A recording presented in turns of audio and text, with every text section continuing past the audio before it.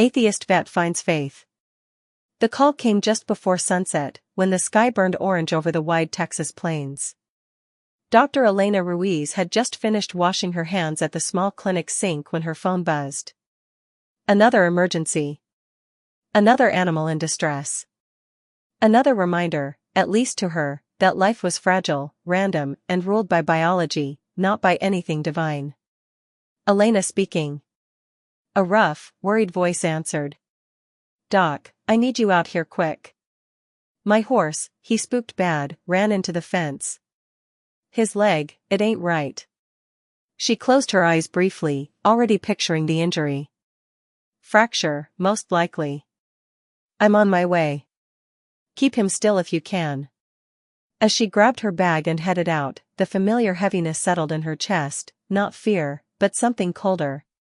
Responsibility without hope. She had seen too many animals die, too many owners pray over them only to watch life slip away anyway. Prayer, in her mind, was just noise. The ranch was about 20 minutes outside town, surrounded by rolling fields and quiet windmills. As Elena pulled up, she saw a man pacing near the barn, hat in hand. "Dr. Ruiz," he called out. "Thank God you're here." She resisted the urge to sigh at the phrase. "Let's take a look." Inside the barn, the horse stood trembling, massive, chestnut-colored, eyes wide with fear. One front leg bent unnaturally. Elena moved quickly, calmly, her voice steady. "Easy, easy, boy." The rancher hovered nearby, wringing his hands. "His name's Mercy." She glanced at him briefly. "We'll do everything we can." As she examined the leg, her stomach tightened. It was bad. Very bad. Compound fracture. She'd seen enough cases like this to know what it usually meant. She stood slowly. "I'm going to be honest with you, this is severe. Horses don't recover well from injuries like this."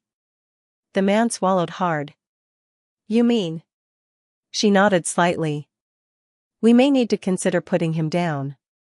It's the humane option." Silence filled the barn. The rancher stepped closer to the horse, placing a hand gently against its neck. "No, not yet."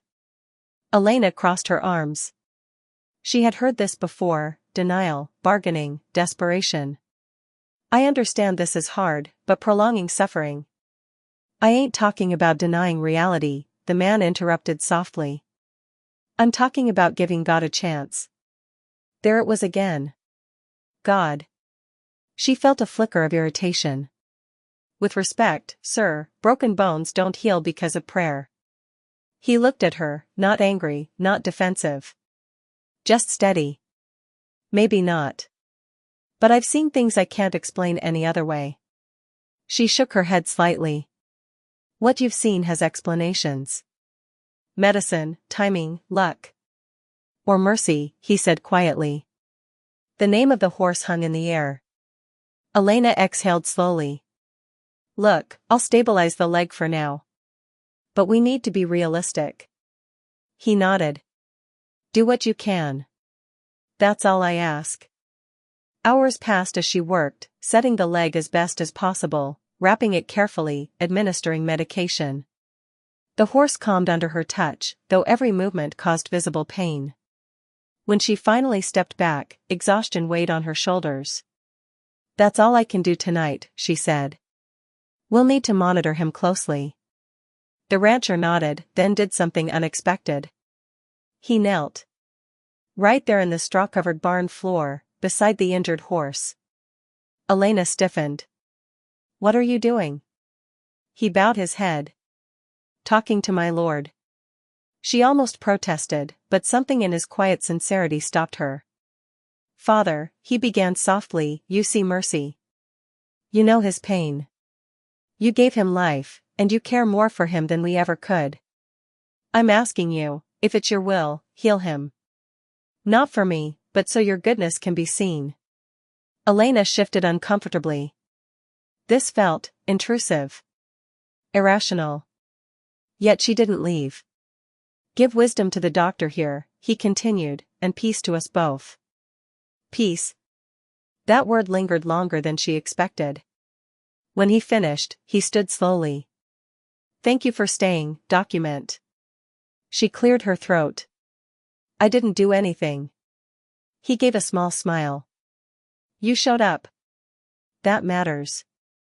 She drove home under a sky now full of stars. But her mind wouldn't settle. Not because of the injury, she'd handled worse. It was the prayer. Not the words, but the calm behind them. No panic. No bargaining. Just trust. It didn't make sense. The next morning, she returned to the ranch expecting the worst. She had already rehearsed the conversation in her head, how she'd gently explain that the horse hadn't made it through the night. But when she stepped into the barn, Mercy was standing. Not just standing, steady. Elena froze. "That's not possible," she whispered.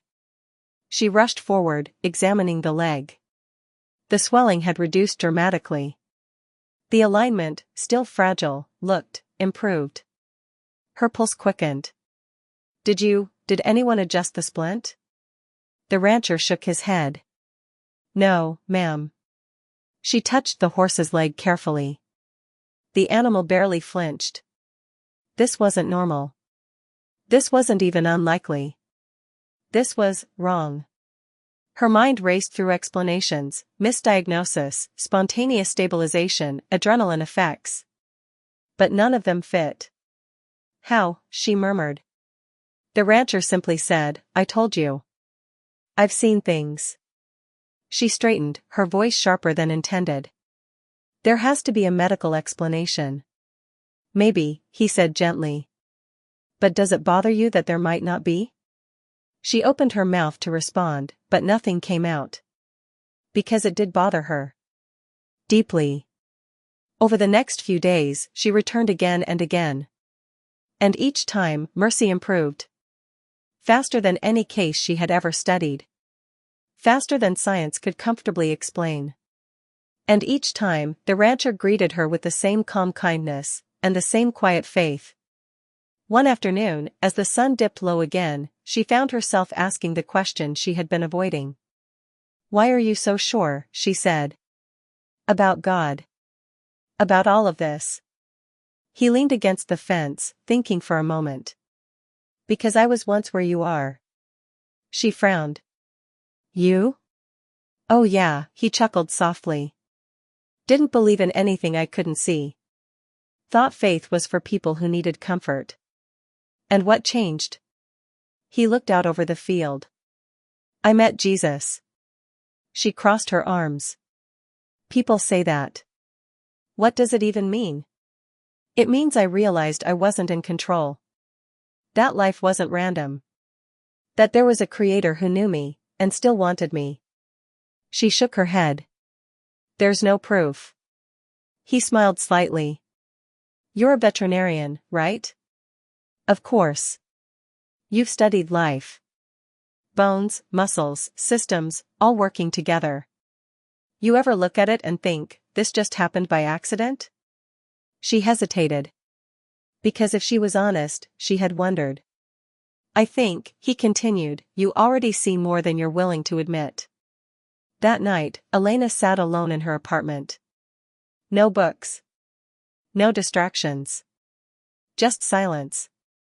Her mind replayed everything, the injury, the recovery, the prayer. And for the first time in her life, she spoke. Not to herself. Not to logic. But into the unknown. "God, if you're real." Her voice trembled slightly. "I don't understand any of this. I don't even know if I believe. But, if that was you, if you healed that horse." She paused. "Then show me. Not just in things I can explain away. Show me, you." Silence followed. But it felt different. Not empty. Waiting. The next morning, she returned to the ranch one more time. Mercy walked, slowly, carefully, but unmistakably healing. Elena felt something shift inside her. Not certainty, but openness. The rancher approached her. "Well?" She took a deep breath. I don't have an explanation. He nodded. That's okay. She looked at him, her voice quieter now. But I want to understand. He smiled warmly. That's where it starts. She hesitated, then asked, Can you tell me more? About Jesus? The wind moved softly through the fields as he began to speak. And for the first time Elena didn't resist. She listened. Not as a skeptic, but as someone searching. And somewhere between the brokenness she had witnessed, and the healing she could not explain, a seed of faith was planted. One that would grow. Not through proof alone, but through grace.